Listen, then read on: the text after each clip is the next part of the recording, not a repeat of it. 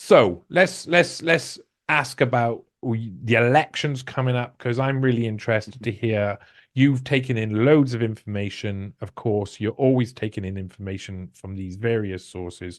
Um, what do you think about the main presidential candidates for this year's US election cycle?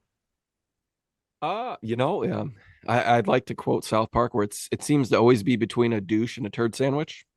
Mhm. And yeah, they're terrible. They're always terrible. And I don't really think it, on the federal level, it's always hard to think the vote really matters. I still have a sliver of hope for local elections. I really kind of think sometimes you can help with those with school boards and make a difference sometimes because I have seen it happen. Even in Michigan, I saw a whole city council got run out by the town because they were doing forward investing and they just kicked them out. It was awesome. So I could see that federal is tough, but I will say, what I do notice with this is so many people that had come together these last since 2020 and over COVID and realizing all the craziness and the lies and everything is now they're starting to get split up again in an election year.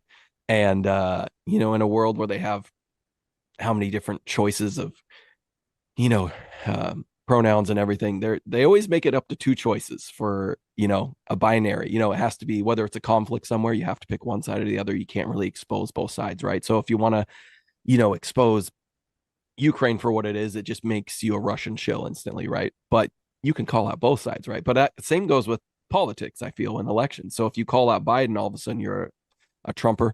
If you call out Trump, you're a libtard. I mean, I think we could kind of get back to kind of making fun of both and exposing for what it is, But I do notice that's the one thing I really hope it people can realize and see through the two-party illusion and try to ignore that. But it happens every election year. The most important of our lifetime every 4 years.